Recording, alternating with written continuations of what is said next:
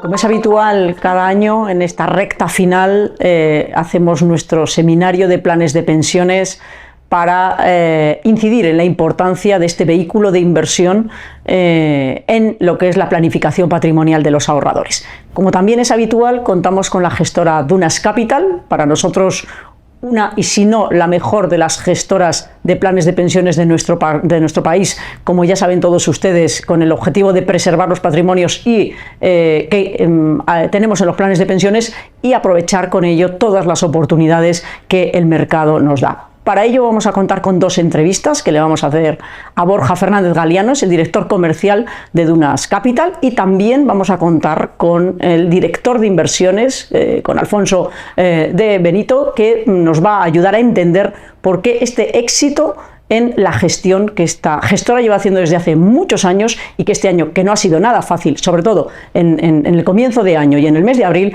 ellos lo han hecho excepcionalmente bien. Por tanto, y en conclusión, van a tener por delante unas explicaciones que van a ser de muchísima utilidad para todos ustedes. Comenzamos con la primera de las entrevistas.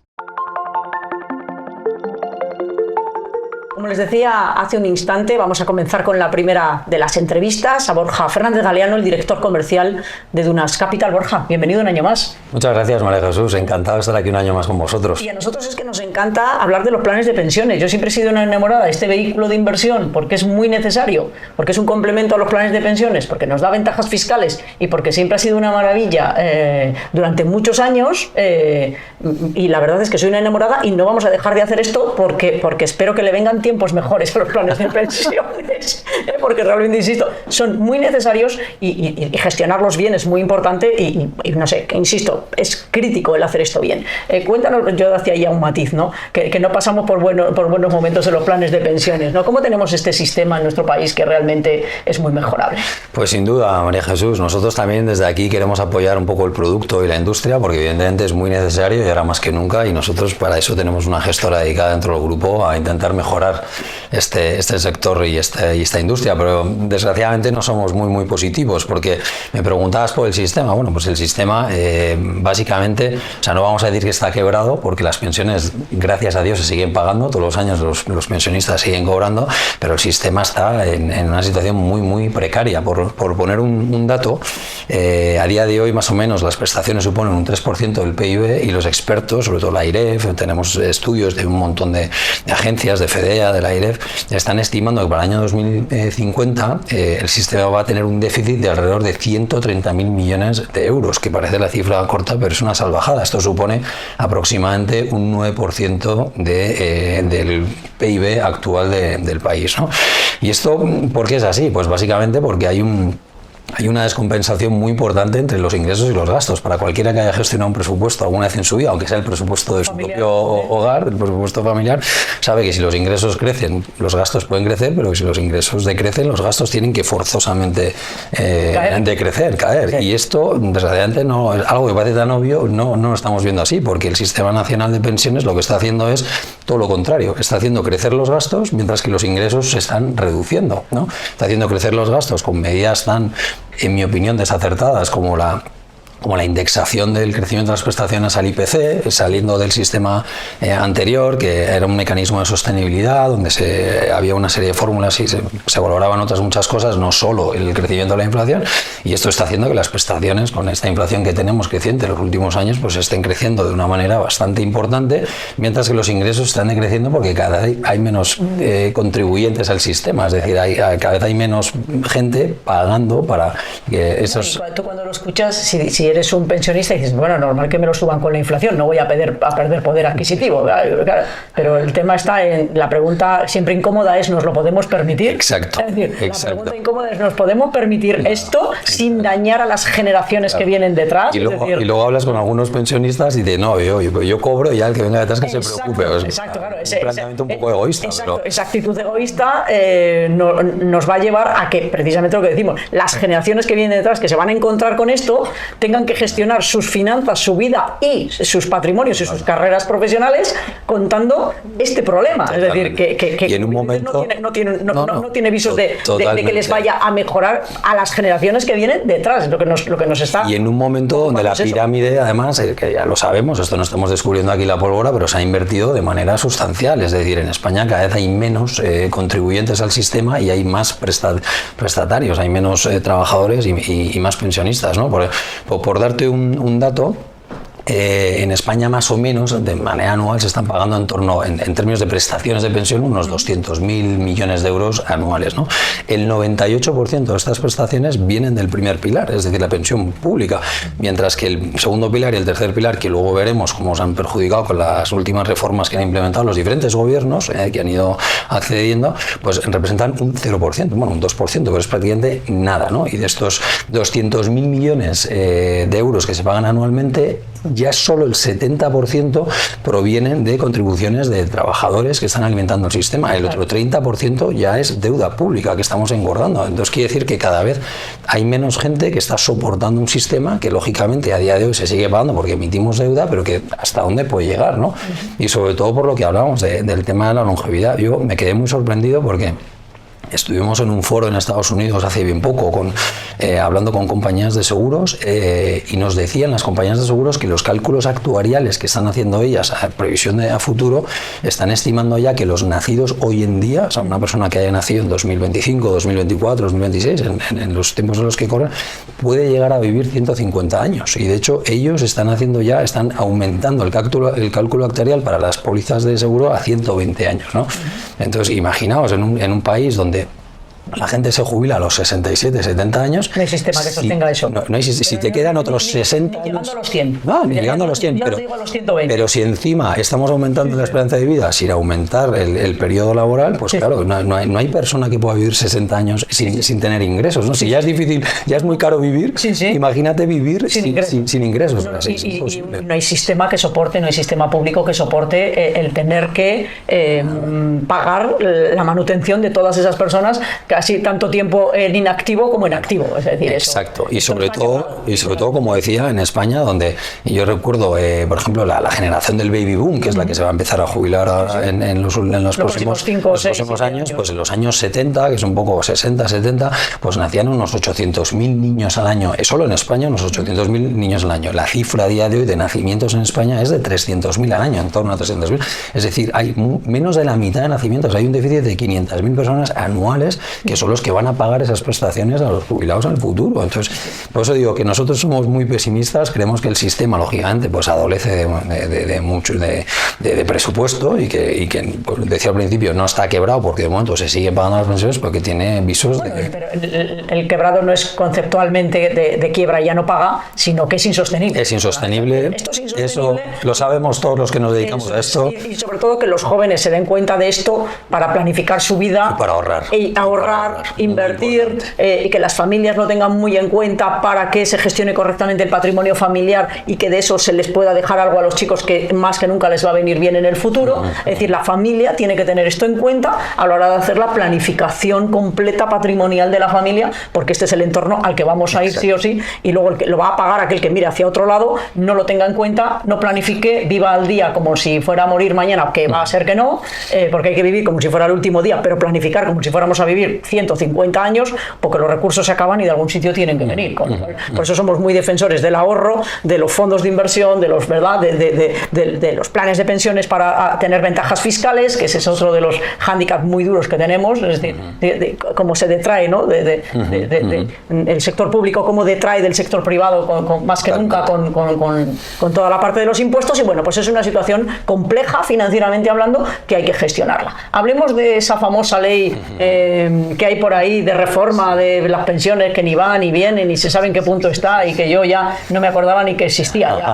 ya está muerta medio. Pues mira, desgraciadamente yo creo que ya lo comentamos el año pasado, pero se ha demostrado un año más que la reforma que se hizo primero en el año 2021 y luego con la reforma que hizo el ministro Escrivá el año 2023, pues que está siendo absolutamente regresiva, ¿no? Porque no solo no está mejorando el sistema, sino que está perjudicando el sistema. Leía esta mañana en el tren mientras venía aquí hacia esta maravillosa ciudad que estiman datos oficiales de organismos oficiales que estiman que desde que se implementó en el año 2021 la primera reforma, es decir, en apenas 4 años, se han perdido 10.000 millones de euros de bolsa en lo que es el pilar 2 y el pilar 3, ¿no? Aquí recordar que el sistema de pensiones son 3 pilares. El pilar 1 es la pensión pública, que es el único sistema que es de reparto, donde te dan el dinero. Luego tienes el pilar 2 y el 3, que es los planes individuales, los planes de empleo y los planes individuales, que son más de capitalización, ¿no? Pues de estos 2 pilares se han perdido 10.000 millones de euros de aportaciones en los últimos 4 años. Porque no se ha podido aportar por falta de ventajas fiscales y por falta de apoyo del Estado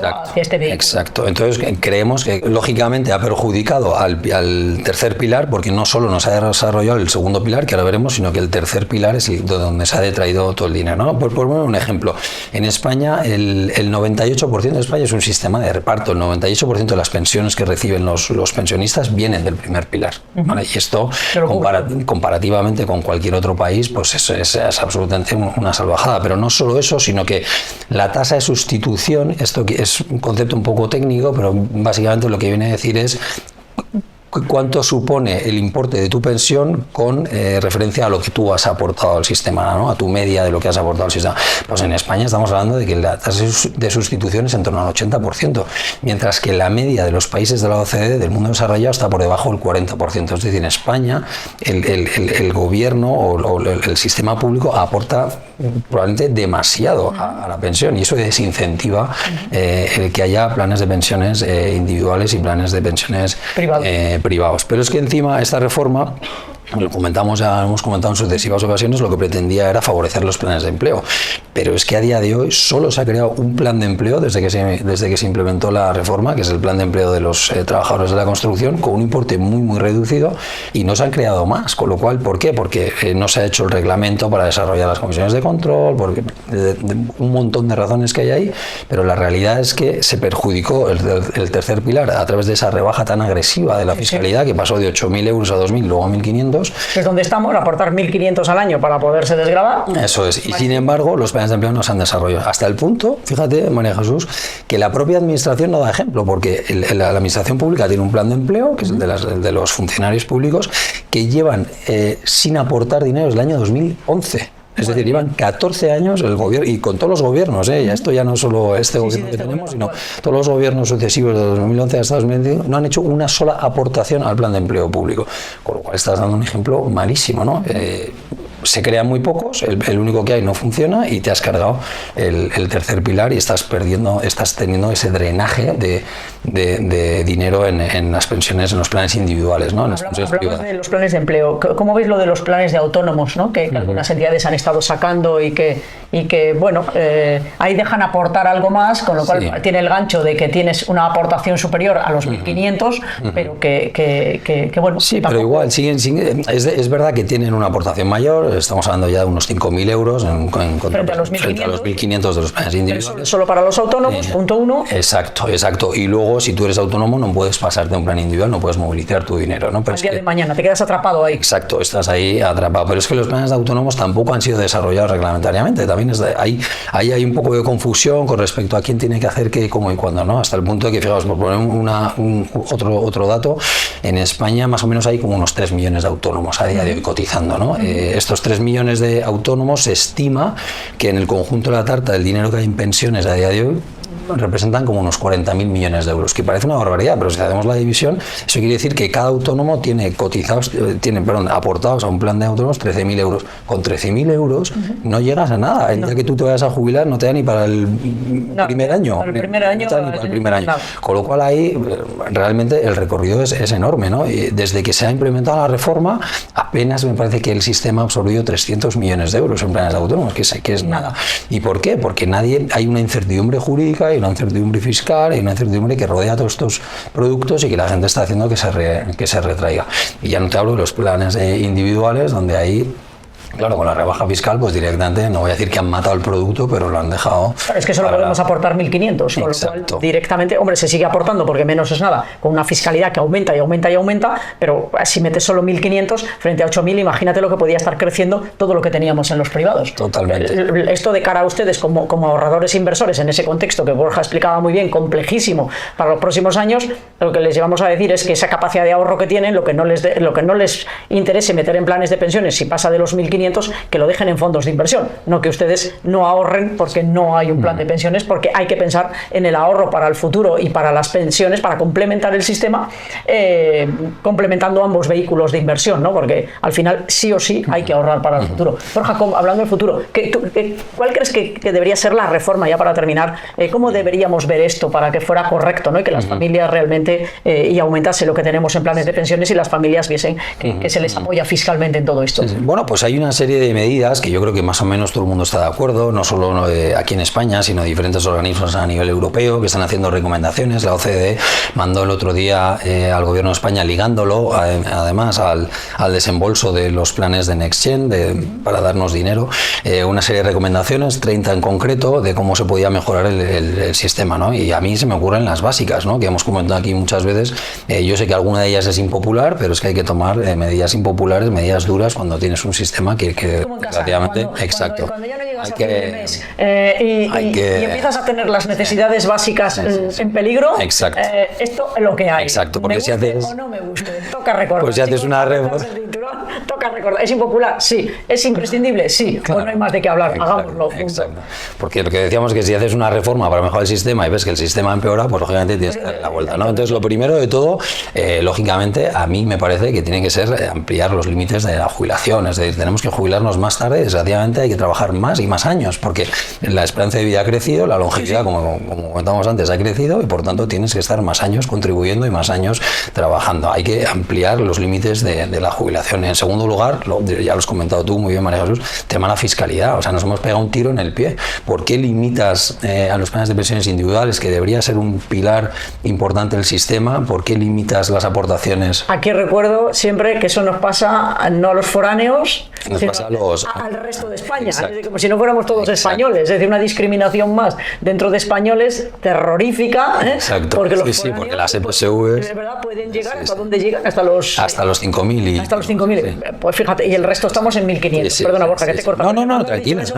Pero es que es verdad, En España somos ciudadanos de primera o de segunda, realmente según en qué comunidad autónoma vivamos. Exacto. Y esto, desde luego, no solo es denunciable, sino que es intolerable. No, es que hay esa competencia desleal, esa competencia fiscal que es intolerable. Pero igual que digo eso, también te digo, y eso da origen a otro debate que si queréis tendremos el futuro, pero que el sistema de las EPVs es un sistema que realmente funciona. Entonces, ¿por qué no podemos importar eso al resto del territorio común y hacerlo, ¿no? Porque yo no digo que no tengan ellos los 5.000, digo que lo tengamos todos. Exacto.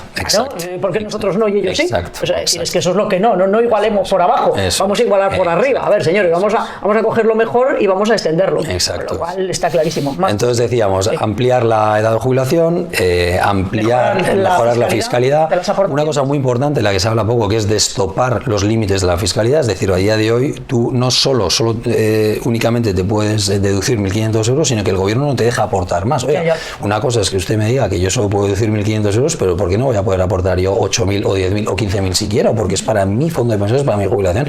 Otra cosa es que luego tengamos que ver cómo esas aportaciones el día de mañana cómo tributan, para que no haya una doble imposición. No se deberían tributar por ellas. Claro, si no me desgravo, no pero destópeme usted el límite. O sea, una cosa es el límite fiscal y otra es el límite de aportación que yo pueda aportar lo que sea. Hemos hablado de la indexación. No tiene mucho sentido que en un entorno como el que estamos, de inflaciones al alza, pues que estemos subiendo las pensiones con respecto a la inflación sin tener en cuenta otros. No nos lo podemos permitir. Otros parámetros. Que es muy bonito, que es muy populista y que queda fenomenal y que si alguien lo cuenta le aplauden todos los pensionistas. Sí, pero no nos lo podemos permitir. Exacto. Y luego, por último, porque tampoco quiero extender mucho más, pero esto va en línea con lo que vosotros hacéis, que por cierto aprovecho para agradeceros, hacéis un trabajo fantástico, es la formación financiera. Yo creo que es importantísimo reclamo más que nunca que formemos a la gente, que eduquemos a la gente, que le expliquemos a la gente que no les va a llegar el dinero el día que se jubilen y que tienen que aportar, que tienen que ahorrar, y ya desde pequeñitos, desde los colegios, desde las universidades, en las escuelas, en todos sitios, porque sin formación es imposible que haya ahorro. Y la formación pasa no solo porque uno se forme, sino porque también el gobierno forme a los individuos, informe, como que en su día hubo una normativa que obligaba a los gobiernos locales a informar de la pensión futura. Hoy en día no se hace. O sea, es verdad que tú, si te metes en la página web de tu ayuntamiento, de tu comunidad y pasas 2.500 niveles, puedes llegar a informarte de lo que estuvo. Pero es que deberían enviarte a la casa todos los años con una carta para que la gente tomara conciencia de la gravedad de la situación. Gravedad del asunto. Entonces, se nos ocurren un montón de medidas que desgraciadamente están ahí y que todo el mundo las conoce, pero que no se están haciendo. Y por eso, volviendo a tu pregunta, pues la reforma ha sido un desastre. Y a nadie le agrada decir que es un desastre, porque va en contra de todos. O sea, no hay que alegrarse porque la reforma sea mala, hay que preocuparse mucho, pero desde luego es una reforma regresiva y que lo que está haciendo es un proceso de involución, cargándose el sector privado, entre comillas, los planes de pensiones individuales, favoreciendo unos planes de empleo que no se han desarrollado y que no están ahí y que no tienen visos de estar ahí los próximos años, con lo cual el sistema sigue perdiendo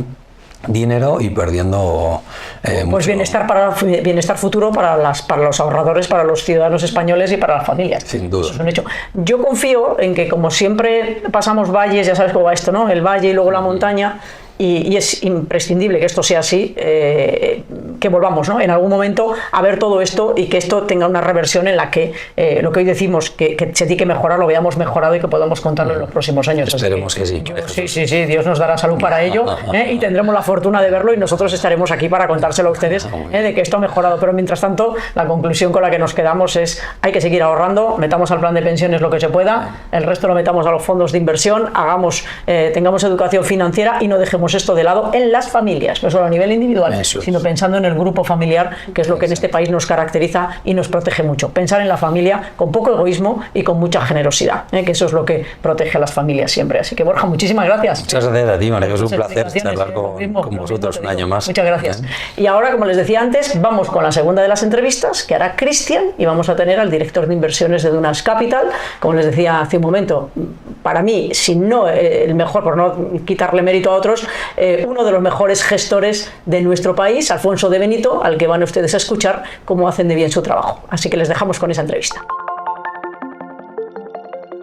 Vamos a comenzar la segunda parte de nuestro programa y tenemos un año más a Alfonso Benito, director de inversiones de Dunas Capital. Alfonso, bienvenido. Muchas gracias. Un año más. Vamos a hablar de mercados. Un año más. Vamos a hablar de qué han hecho los fondos de los que tú eres responsable. Y al final tendremos una sorpresa que no te la digo hasta el final de la entrevista, que quiero que intentes responder. ¿Te parece? Me parece. Venga, pues empezamos, como hacemos cada año, yendo hacia atrás, ¿vale? Es decir, quiero que vayamos primero hacia atrás, hagas una breve descripción de lo que les contábamos a nuestros seguidores tal fecha del año pasado y nos digas qué ha pasado, ¿vale? A partir de ahí. Muy bien, pues nada. El año pasado, si intentamos recordar un poco, partíamos de una base en la que las bolsas lo habían hecho muy bien, los bonos corporativos lo habían hecho muy bien, y nos mostrábamos en cierta medida cautelosos, especialmente en estos dos activos, ¿no? Que decíamos que podía haber problemas con las empresas, en que sus beneficios igual no crecieran tanto y que, bueno, los diferenciales de crédito, pues digamos que ya estaban muy estrechos, ¿no? Bueno, sí, ahora quizá pues vemos que durante el verano los activos de riesgo lo han hecho muy bien, pero hay que recordar que la primera parte del año, sobre todo si recordáis con el Día de la Liberación, pues fue mucho susto, ¿no? Y bueno, en alguna parte hemos acertado. Por ejemplo, los beneficios empresariales este año en Europa no van a crecer, ¿vale? Sí, así en Estados Unidos, pero hay que tener en cuenta el efecto dólar. Con lo cual, si ajustamos el efecto dólar, tampoco crecen en Estados Unidos, ¿no? Con lo cual, ahí hemos fallado mucho. Y bueno, pues lo que sí que decíamos es, oye, había que estar un poco precavido, ¿no? Y eso, pues al final, aunque ahora las rentabilidades han sido más atractivas, desde luego sí que, bueno, pues han mostrado que esa cautela tenía cierto sentido, sobre todo en la primera parte del año, como hemos visto, ¿no? Y esto, bueno, pues si lo llevamos ya un poco a cómo han ido los fondos, pues la verdad es que estamos muy contentos, ¿no? Muy contentos, no solamente por el resultado que estamos obteniendo hasta ahora, sino el cómo se han obtenido, ¿no? Uno de los lemas que tiene nuestra casa es la rentabilidad sin sobresaltos, basada en preservación de capital y ganar cuando se pueda. Bueno, pues este año, desde luego, estamos muy contentos por las rentabilidades obtenidas, ¿no? Como podéis ver en la pantalla, pues nuestro Dunas Valor Equilibrado, el plan de pensiones, pues lleva muchos meses consecutivos teniendo rentabilidades positivas, mes tras mes, ¿vale? Y si vamos a nuestro Dunas Valor Flexible, ha habido algún mes negativo, pero muy poco, nada que asuste, ¿vale? Que eso es un tema que para nosotros es muy importante, y especialmente cuando hablamos de las pensiones, ¿vale? Que es un tema que es especialmente sensible. Aquí no se intenta especular ni nada por el estilo, sino intentar enfocarnos a la preservación de capital del valor consolidado por parte de nuestros clientes, vuestros clientes en este caso, ¿vale? Y hacerlo crecer de una forma sostenida y evitando sustos, ¿no? Que creemos que es muy importante para la mayoría de los inversores. Eso es. Cuando hablabas del plan de pensiones, recordemos que es lo mismo, es decir, fondo de inversión. Lo mismo. En nuestro caso es lo mismo. Somos de las pocas gestoras que hemos llegado al mundo de los fondos de inversión partiendo de los planes de pensiones, ¿vale? Y eso yo creo que nos da un toque diferencial en el que la sensibilidad al riesgo para nosotros es mucho más importante de lo que otros colegas en la industria se puede ver, ¿no? Podemos verlo en algún otro ejemplo, ¿vale? Como para nosotros el concepto de volatilidad, que es cómo varía el valor liquidativo diariamente, pues desde luego es muy significativo. Lo que intentamos es que ese sea el menor posible en la consecución de nuestro objetivo, ¿vale? Nosotros no vamos a arriesgar de más por conseguir más rentabilidad si vemos que el mercado no está para ello, ¿vale?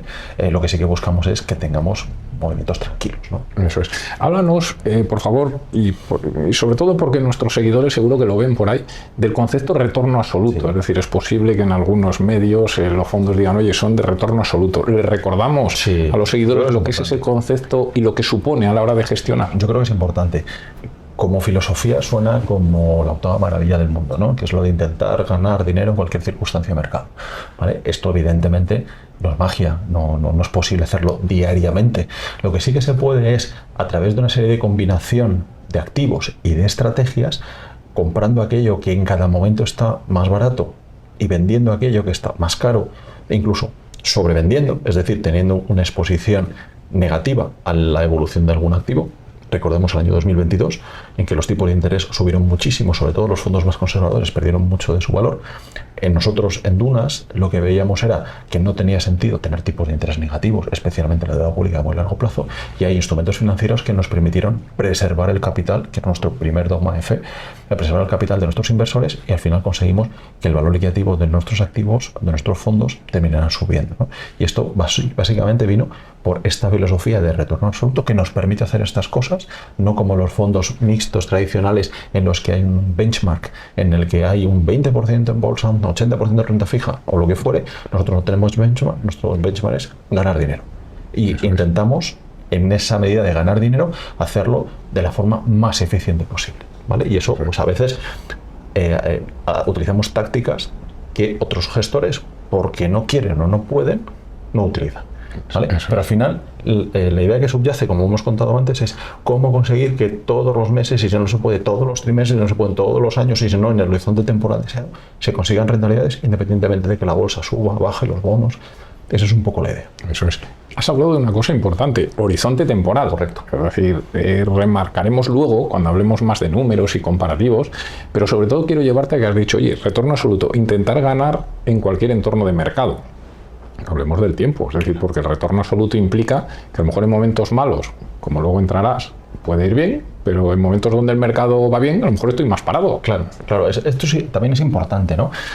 Saber cuándo, si hacemos un símil, cuándo acelerar y cuándo ir más despacio, no en la carretera, aunque a veces hay otros coches que te adelanten, ¿vale? Esto creo que es muy importante, ¿no? Es, oye, ¿cuándo asumir riesgos, cuándo no asumirlos? Que esto podría ser una generalidad, pero es cómo hacerlo, ¿no? Pero es importante también saber, oye, a qué horizonte temporal estás invirtiendo o cuál es el plazo en el que tú te sientes cómodo, ¿no? Nosotros, por ejemplo, Dunas Valor Equilibrado está diseñado para obtener esa rentabilidad de ese objetivo, que estamos hablando de Euribor más 150, 200 puntos básicos después de comisiones en 3 años, y para Dunas Valor Flexible entre 350 y 400 en 5 años, ¿vale? Hay veces que se consigue año a año, fenomenal, pero el horizonte para lo que está diseñado son 3 o 5 años. Esto si lo llevamos a términos de fútbol es, oye, yo intento ganar la liga, no me digas que tengo que ganar todos los partidos porque igual si gano los 5 primeros llego fuera de forma final de la liga, ¿no? Pues esto es un poco el concepto, es, oye, hay que dejar madurar las inversiones, hay que dejar madurar las estrategias, el largo plazo muchas veces es nuestro amigo, ¿vale? Nos permite que la ciencia aplicada a la gestión surja efecto y no como la suerte, que muchas veces es lo que determina el corto plazo. Y al final hay que dejar que se madure el tiempo y no ponerse nervioso porque en momentos cortos de tiempo pues haya una rentabilidad que no sea la que se espera por parte del inversor. Eso es gestión activa, corre la palabra, ¿vale? Con esto, vamos a los números. Hablamos de números, hacemos comparativas con similares. ¿Qué ha pasado este año? Sí, bueno, pues como podéis ver en esta transparencia hemos puesto muy fácil dos comparativas, ¿no? Equilibrado y flexible. Y lo que se puede ver es, primero, de forma equilibrada se han conseguido rentabilidades, especialmente, perdón por el juego de palabras, en unos valores equilibrados, ¿vale? En el que se puede ver que tanto la renta fija como la renta variable han aportado rentabilidad para la consecución en estos últimos 12 meses de rentabilidad superiores al 4%. Si nos vamos a un árbol flexible, últimos 12 meses, teniendo en cuenta que los últimos 3 meses del año, especialmente el anterior, en 2024, la bolsa europea tuvo un comportamiento bastante malo, bueno, pues lo que tenemos son rentabilidades por encima del 6%, aquí sí más digamos, generada por una cartera de renta variable que ha tenido un comportamiento, especialmente en la primera parte del año, excepcional, ¿vale? Y lo sabemos, y ha sido excepcional. Pero una vez más, no es un activo, y si desagregamos activo a activo, veremos que la aportación marginal de cada activo no ha sido muy alta, lo cual esa diversificación también nos satisface, es decir, no ha sido un pelotazo de un activo el que nos ha hecho conseguir los objetivos, sino ha sido la suma de pequeñas apuestitas, de pequeñas inversiones que se han hecho, que nos da diversificación, control de riesgo, preservación de capital y rentabilidades cuando se pueden generar. Y un ratio de Sharpe muy atractivo. Exacto. Esta es la siguiente que quería comentaros. Bueno, aquí ya hicimos el año pasado, creo, Cristian, una comparativa frente a los principales planes de pensiones. Podemos hacer muchísimos, ¿no? Sí. Como podéis ver, en Dunas Valor Equilibrado lo hemos hecho a 1, 3 y 5 años y lo hemos hecho también en Dunas Valor Flexible. Y también lo que hemos hecho es, comentabas antes que tenemos la versión de fondos de inversión, hemos hecho la comparativa con fondos de inversión que son similares, porque en planes de pensiones hay menos información. Bueno, pues aquí lo primero que podéis ver en Dunas Valor Equilibrado, las rentabilidades conseguidas en los últimos 5 años, que estamos hablando de casi de 30%, pero sobre todo con una volatilidad muy baja, cercana al 2,5%, con los comparables que se van a 3, 4, 5 y especialmente, momento muy duro, año 2022, que seguramente recordaréis, bueno, pues este fondo estuvo plano, aguantó el capital, con lo cual es, una vez que aguantas, al final el volver a subir y destacar, pues digamos que hemos recuperado, no tenemos que recuperar lo que otros han recuperado. Son matemáticas, al final, si caes menos, esto llegas antes al objetivo. Exacto. Cuando nos vamos a la rentabilidad desde los últimos 4 años, por ejemplo, este fondo ha tenido rentabilidades del 20% frente a otros han sido 0 en 4 años. Entonces, bueno, pues este tipo de cosas yo creo que es importante. Se puede ver también en el ratio Sharpe, es qué rentabilidad generas por cada gotita de riesgo que pones en la cartera. Y se ve tanto en Dunas Valor Equilibrado como en Dunas Valor Flexible que estas gotitas de riesgo han sido muy bien utilizadas, ¿no? Entonces, puede que no sea el fondo de pensiones o el plan de pensiones más rentable, lo damos por destacado, pero sí que lo que buscamos es que tenga el menor número de sobresaltos posibles para generar una adecuada rentabilidad. Fíjate que no hablo de máxima, sino de adecuada rentabilidad. Y lo que leemos, nuestra promesa al inversor es, en 5 años vamos a dar esta rentabilidad. Déjame que maduremos las inversiones y vamos a intentar hacerlo con el menor número de sobresaltos posibles en función de cómo vayan los mercados, que en 3 o 5 años hay muchos movimientos en los mercados. Eso es. Acabas de decir la palabra mágica y vamos a pensar ya en el año que viene. ¿Te parece? ¿Cómo van a ir los mercados? ¿Qué visión tenéis de qué va a pasar en la economía, por ejemplo? Pues mira, Cristian, nosotros somos una gestora bastante ceniza por, primero, buscar la preservación de capital, ¿no? Yo no hablaría de cenizo, es una visión diferente a lo seguidores quieren hoy. Lo agradezco, ¿no? No, es verdad, ¿sabes? Nosotros lo que buscamos, lo primero es el capital o el patrimonio de nuestros inversores es sagrado. Muy importante. La gente ha sufrido mucho, ha trabajado mucho por conseguir ese capital y lo primero que hay que pensar es en preservarlo y luego hacerlo crecer cuando se pueda, ¿no? Entonces, claro, ¿en qué situación nos encontramos ahora? Bueno, nos encontramos en un mundo como el año anterior, en el que la llegada de nuevos gobernantes como Donald Trump no ha arreglado el problema de la deuda. Seguimos gastando muchísimo dinero de deuda pública para mantener el crecimiento que tenemos en Estados Unidos, en China, en Francia, que están teniendo problemas muy importantes. Quizá el alumno aventajado es España, que tiene un déficit por debajo del 3%. todos los demás países están en una situación peor. Es decir, tenemos un crecimiento de la economía mundial dopado, pero llevamos dopándolo durante muchos años, ¿vale? Esto, al final, tarde o temprano, pues va a terminar impactando en la economía. Si vemos la transparencia en la que hacemos ahora referencia, nos vamos a centrar, por ejemplo, en qué ha pasado con el tema de los aranceles de Estados Unidos, ¿vale? Y la locomotora europea, Alemania, lo que estamos viendo es que cada vez están reduciendo sus exportaciones a Estados Unidos de una forma dramática, ¿vale? El sector de automoción está cayendo de forma dramática en Alemania y es el motor de Europa. Claro, no es de extrañar que Alemania ha diseñado un plan de gasto público. Fíjate, Alemania, gasto público, es como agua y aceite, ¿no? Bueno, pues Alemania, el nuevo gobierno, está diseñando un plan de gasto público que va a hacer que el déficit público alemán pase del 2,8 al 4%. ¿Vale? Esto va a estar muy por encima de nosotros. Y esto porque es gasto en defensa, gasto en infraestructuras y demás. Y esto es un gasto que no es inmediato, no reactiva la economía de modo inmediato. Hacer una carretera no es inmediata. El comprar aviones de guerra o lo que fuere no es inmediato, se tarda en hacer. Con lo cual el gasto público, aunque quieran acelerarlo, no se va a producir de forma inmediata, ¿no? Y luego tenemos el problema de Francia. Francia tiene un problema estructural brutal, y es que tiene una serie de gastos estructurales, nunca mejor dicho, pensiones, sanidad, ayudas al nacimiento de nuevos niños, que si no se corrige nada, dentro de 10 años vamos a tener que Francia tiene una deuda sobre PIB superior al 150%. ¿Vale? Si no pasa nada, si no hay una recesión, si el mercado no le castiga por tener estos niveles de deuda y demás, que es un supuesto muy generoso. ¿Vale? Con lo cual, el problema a medio plazo, nosotros lo que vemos es problema de deuda, pero un problema de deuda que se ha generado en cierta medida por las últimas dos crisis. Las últimas dos crisis gordas, la de Lehman Brothers y del COVID, los gobiernos han gastado en media un 50% de su PIB en rescatar el sector privado. El sector privado a día de hoy es verdad que está muy solvente, incluso en términos generales, y siempre tomarlo así en términos generales, incluso las familias del mundo occidental, ¿no? Hay tasas de desempleo muy bajas, hay tasas de deuda muy bajas. ¿Cuál es el problema? Es que los gobiernos están muy endeudados. Y si los gobiernos tienen un problema, ¿de dónde van a tirar? Tienen que tirar del sector privado, no queda otro remedio. Claro. Con lo cual, la asunción de, no, es que las empresas y las familias están en una muy buena situación, eso está muy bien, porque podrán ayudar al sector público. Porque el sector público ya las ayuda en su día. Y esto se llama una cosa, impuestos.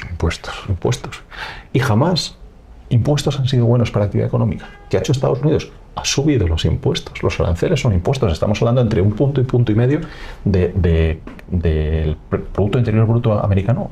Van a suponer los aranceles. Claro, ¿a quién se le ocurría decir, no, es que una subida de impuestos son positiva para la economía? Nadie lo va a decir. Pues una subida de impuestos de un punto y medio en Estados Unidos, lo que va a hacer es que la economía americana, en cierta medida, se deprima, al menos respecto a lo que iba anteriormente.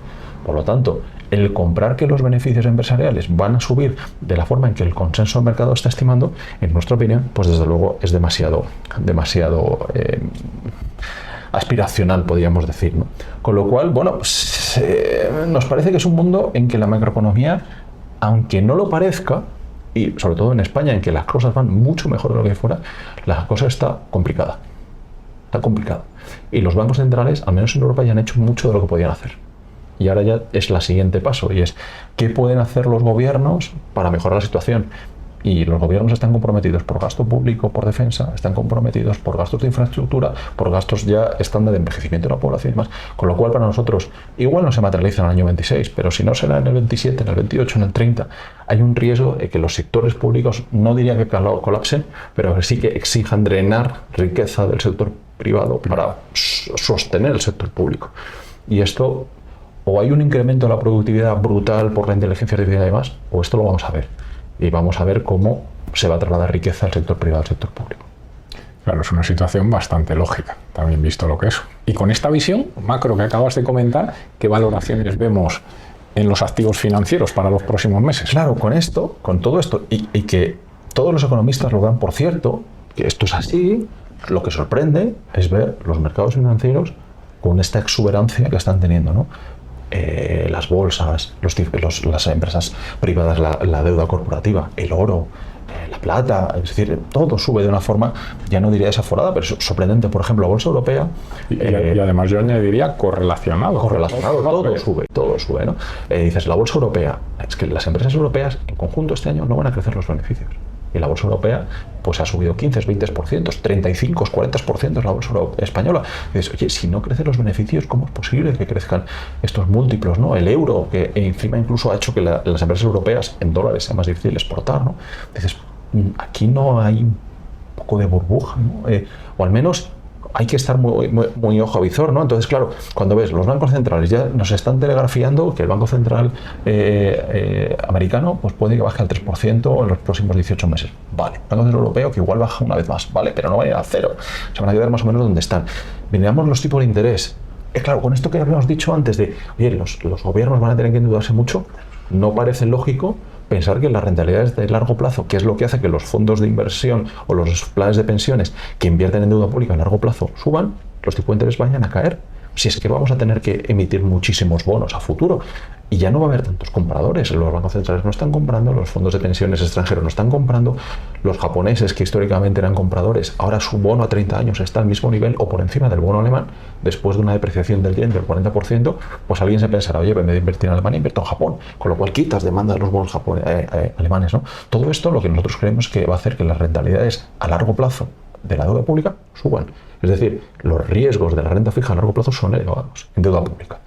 Claro, lo que hemos dicho antes es, oye, es que los gobiernos van a mover parte de la rentabilidad de las empresas, con lo cual la renta fija privada, corporativa, tampoco tiene muy buenas perspectivas, y más cuando vemos que sus diferenciales de crédito están en mínimos. Es decir, lo prima que te están pagando por invertir en un bono privado frente a un bono público está en los mínimos históricos, ¿no? La famosa prima de riesgo que en España, ¿no? Bueno, pues esto en empresa dices, ostras, estoy asumiendo un riesgo de una empresa o de un conjunto de empresas privadas frente al gobierno cada vez más bajo.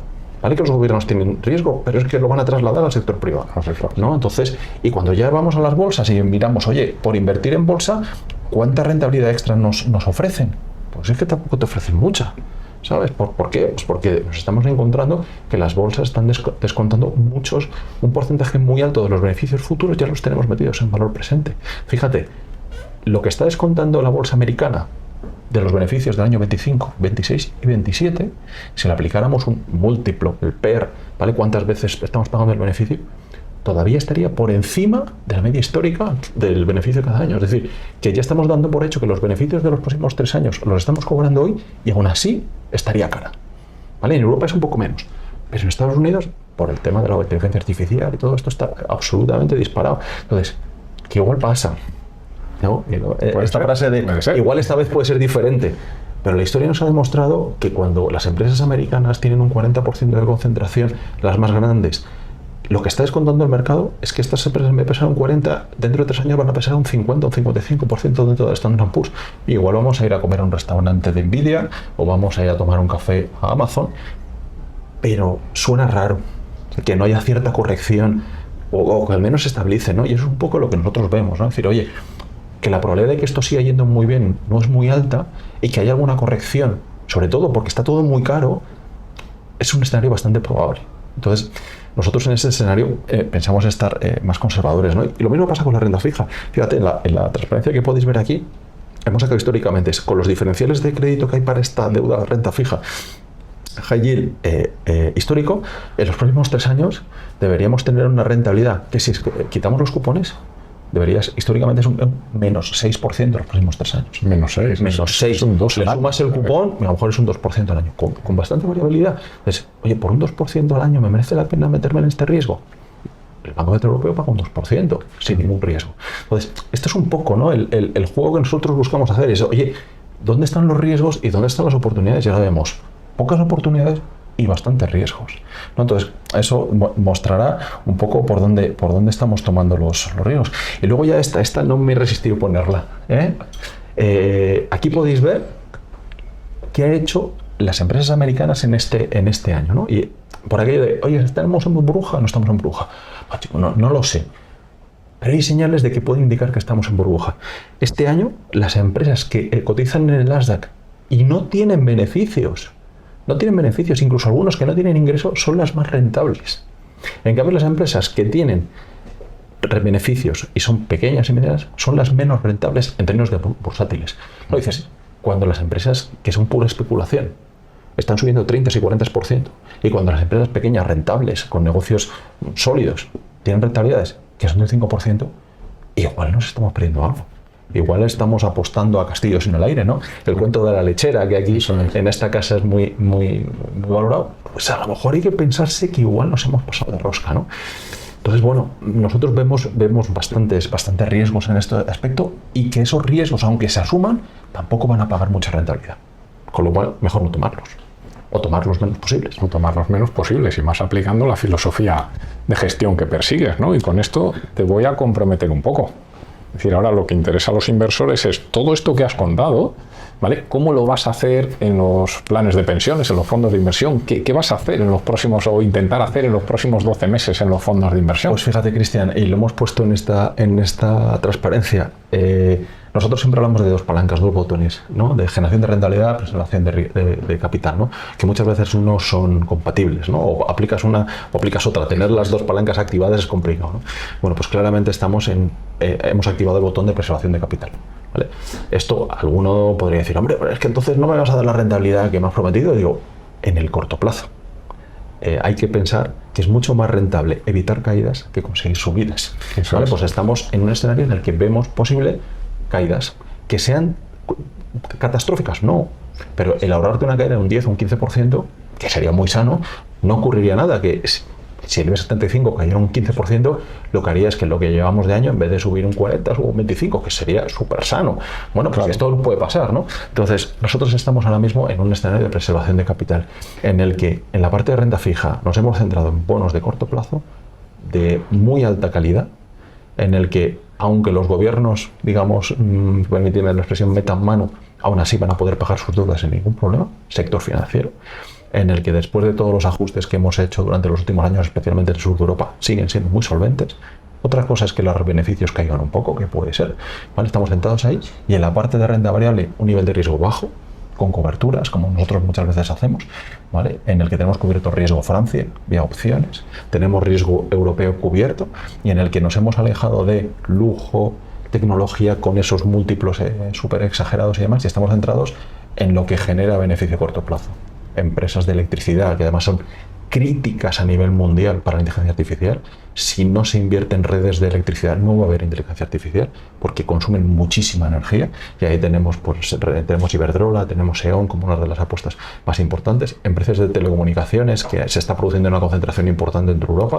Dentro de esto tenemos Orange, tenemos algunas otras empresas, pero digamos de flujo de caja, de beneficio, de dividendo muy próximo, muy visible, y en cambio evitando algunas que están en unos múltiplos muy exagerados, que al final igual tienen razón, pero que estamos descontando tales beneficios en los próximos años que cualquier China que haya en el camino, lo que nos puede provocar es una corrección importante.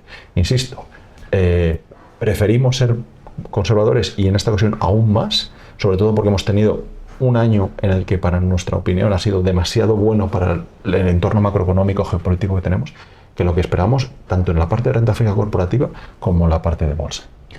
Pues es muy importante, porque es plasmar eso en los planes de pensiones y en los fondos de inversión: visión cauta, preservación de capital, bajamos riesgo. Y para terminar, te voy a hacer la pregunta de todos los años, que dentro de 12 meses volveremos a analizarlo, a ver si te parece bien y todo va normal, claro, y la salud nos acompaña. Claro que sí. Trabajamos en 3 escenarios, ¿te parece? Venga. ¿Somos capaces de darles una visión en un escenario optimista, pesimista y medio? Con el disclaimer de rentabilidades pasadas, no, eso es. No garantiza rentabilidades. Importante, todo lo que hemos contado es primero hacia atrás, luego hacia adelante, con todo lo que ello supone, ¿vale? Es decir, eso es importante. Olvidémonos ahora lo de atrás. El inversor que tenga hoy sus productos, sus planes de pensiones o sus fondos de inversión, ¿qué puede pensar en esperar en los próximos meses? Pues mira, en nuestra opinión, Cristian, un año 22, probablemente por otras circunstancias, no es descartable. No es descartable, ¿vale? Con lo cual, nosotros lo que vamos a buscar es básicamente preservar el capital.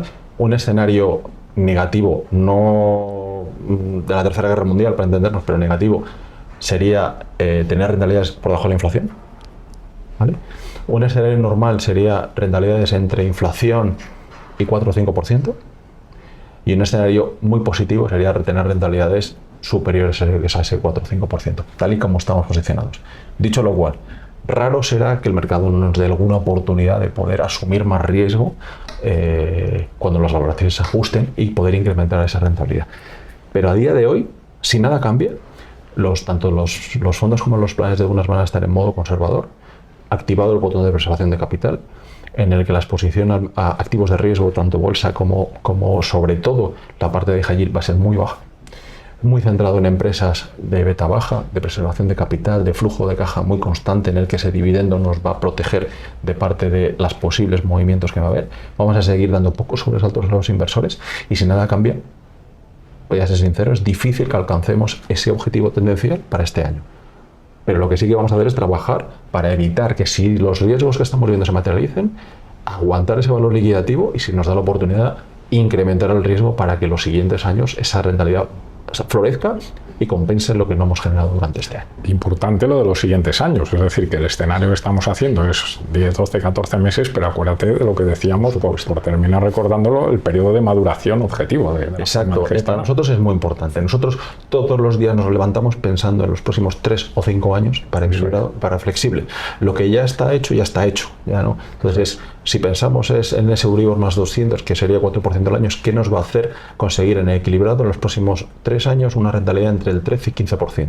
Eso es. Lo que estamos viendo es que en los próximos 12 meses probablemente nos vayamos un poco por debajo de esa línea, digamos, imaginaria, y nos pasa lo mismo en flexible. Pero si somos capaces de no perder mucho, no alejarnos mucho de esa línea imaginaria, y los mercados corrigen y dan oportunidades, eso nos hará que los siguientes 24 o 48 meses generemos una extra rentabilidad que compense lo que hemos dejado de ganar, como ha ocurrido hasta ahora. Si miramos históricamente, los 8 años, tanto equilibrado como flexible, están por encima de su objetivo. Simplemente hay que tener un poco de paciencia. Eso es. Eso yo, como banquero, te lo certifico, que lo llevo viendo pues ya un montón de años. Alfonso, dentro de 12 meses volvemos a analizarlo. Hombre, o antes si queréis, pero por supuesto, sí. Digo, por marcarnos una fecha objetivo, ¿no? Aquí con todos nuestros seguidores, y que podamos volver a comentar todas estas cosas. ¿Te parece? Perfecto. Pues muchísimas gracias. Gracias, Cristian. Gracias. Como han visto, temas muy interesantes que tienen que tener ustedes en cuenta para aprovechar la fiscalidad que tenemos en las aportaciones de los planes de pensiones y para la gestión eficiente de aquellos planes de pensiones que pueden tener del pasado y que desde luego no tienen que olvidar dentro de lo que es su planificación patrimonial y sobre todo de la gestión de la parte financiera de sus patrimonios. Con esto nada más, como siempre, gracias por su atención y hasta la próxima.